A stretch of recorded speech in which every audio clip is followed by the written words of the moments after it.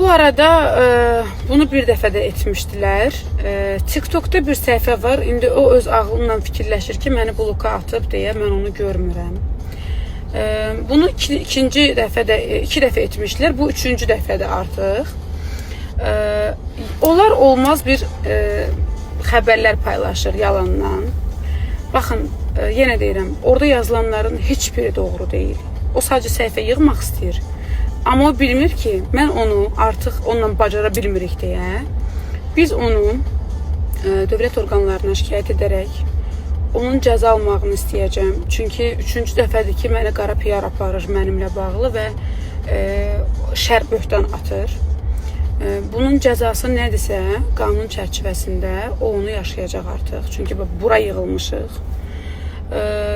Yenə deyirəm, son xəbərdarlığımı eləyirəm. Ya səhifəni sil, özünü yığışdır, ya da səndən başqa cür danışacağım.